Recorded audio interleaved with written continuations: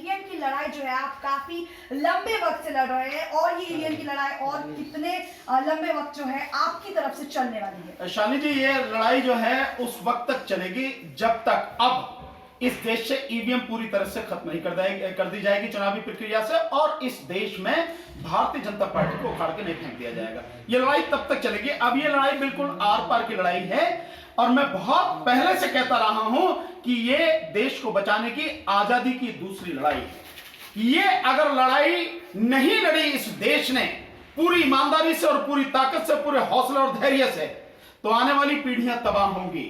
इसलिए ये एक मुद्दा ही आज की तारीख में सबसे बड़ा मुद्दा है, क्योंकि इसी मुद्दे से आप देखें, इसी ईवीएम के माध्यम से बीजेपी, उसके पास कहीं बहुमत नहीं है देश में, 15 से 20% लोग ही उसके साथ में है, बाकी कोई उसके साथ में नहीं है। बावजूद उसके ईवीएम में घोटाला करके चुनाव आयोग के द्वारा और शासन प्रशासन की गुंडागर्दी से वो सरकार बना रही है, और मात्र इतने से लोग इस देश के बाकी लोगों की जिंदगी से खिलवाड़ कर रहे हैं, उनको तबाह करने पर तुले हुए हैं। इसलिए ये लड़ाई अब आर पार की लड़ाई है, और अंत तक चलेगी जब तक इस देश से ईवीएम पूरी तरह से खत्म नहीं कर दी जाएगी।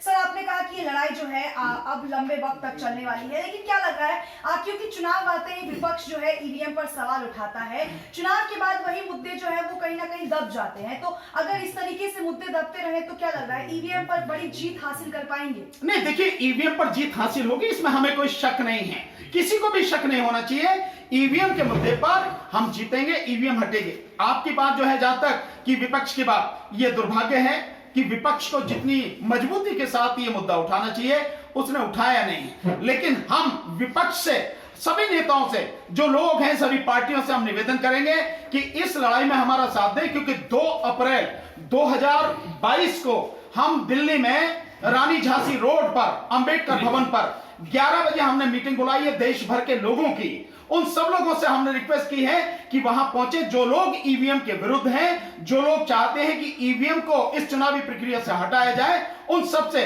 छोटी बड़ी कोई भी पार्टी हो, छोटा बड़ा कोई भी संगठन हो, हमारी कोई कहीं किसी कोई ईगो नहीं है, हम सबको चाहते हैं सब लोग आए और इस समस्या को हम सब मिलकर लड़ें। देखना होगा कि कितने लोग आते हैं।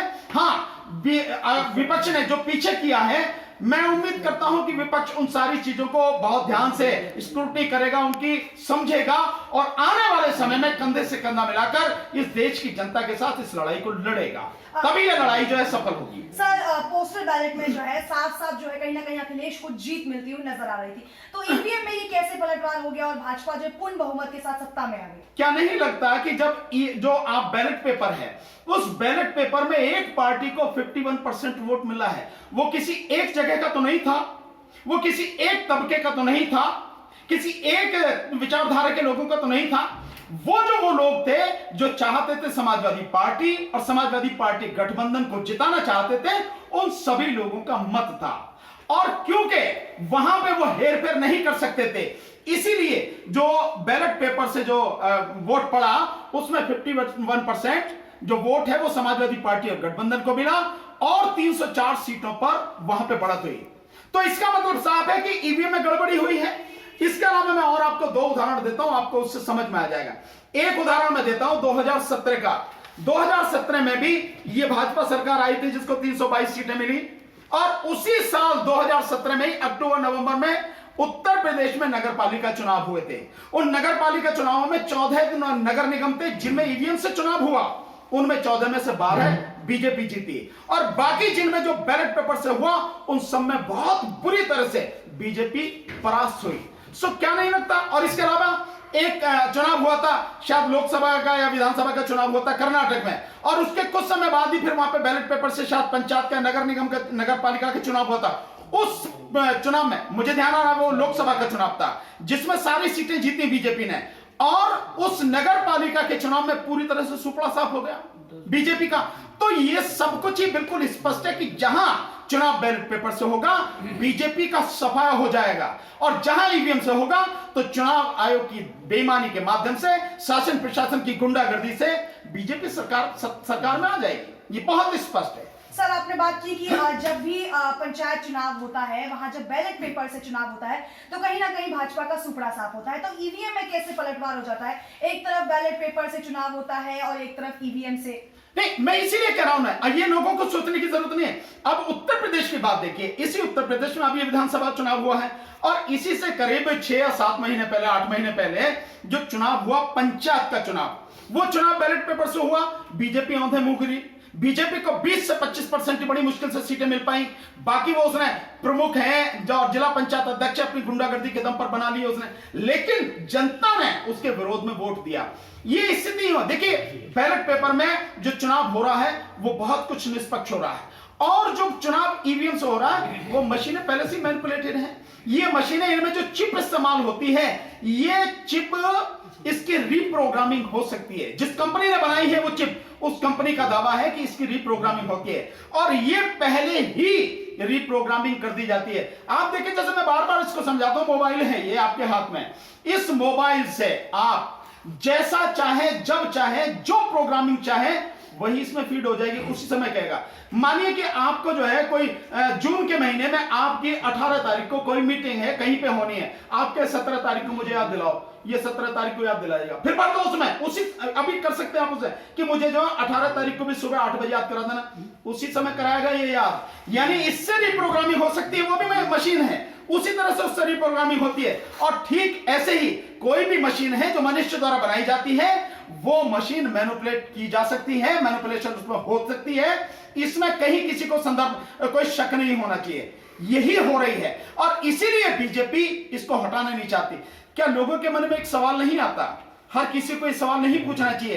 एक वो पार्टी जिस पार्टी ने 2014 से पहले इतना जबरदस्त हल्ला मचाया ईवीएम के विरोध में, जिस पार्टी के एक एमपी जीवीएल नरसिम्हा ने 246 पेज की एक किताब लिखी ईवीएम के विरोध में और दुनिया भर का उदाहरण दिया, जिसमें यह कहा गया कि डेमोक्रेसी एट रिस्क, जिसको जो है लाल कृष्ण आडवाणी जी ने शायद जिसकी प्रस्तावना है कुछ उसके विषय में लिखा है, वो पार्टी जिसका एक एमपी सुब्रमण्यम स्वामी सुप्रीम कोर्ट में पिटीशन डालता है कि ईवीएम से फ्री एंड फेयर इलेक्शन संभव नहीं है, और सुप्रीम कोर्ट 8 अक्टूबर 2013 को जजमेंट देते हुए ये स्वीकार करती है कि ईवीएम से free fair and transparent election संभव नहीं है।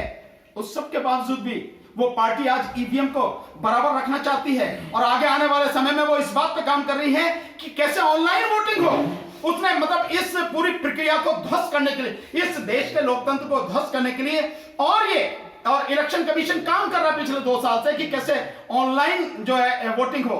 ऑनलाइन वोटिंग होगी तो क्या हाल होगा इसी को समझ सकते हैं। और साथ में वही पार्टी अब जो इलेक्शन वोटर आई कार्ड है और आधार कार्ड है उसको लिंक करने जा रही है और कह रही है कि ये सब सारा जो है अब आपकी मर्जी पर है। मर्जी पर है तो आधार कार्ड को हर जगह क्यों कंपलसरी किया जा रहा है, जबकि सुप्रीम कोर्ट ने कहा है कि आप इसको इस्तेमाल नहीं कर सकते, केवल सरकारी जो सुविधाएं हैं उनके अलावा कहीं इस्तेमाल नहीं कर सकते। ये स्थिति है। तो इन सब चीजों को समझने की जरूरत है। जब तक लोग समझेंगे नहीं, लोग तबाही, आने वाली तबाही को रोक नहीं पाएंगे। सर, एक सवाल ये है कि अभी अमित शाह दौरे पर गए हैं जम्मू कश्मीर, उन्होंने एक बड़ा बयान दिया है कि जब से 370 और 35A धारा हटाई गई है, कहीं ना कहीं जम्मू कश्मीर अब एक सुरक्षित राज्य बन गया है, वहां के लोग अब बहुत खुश हैं।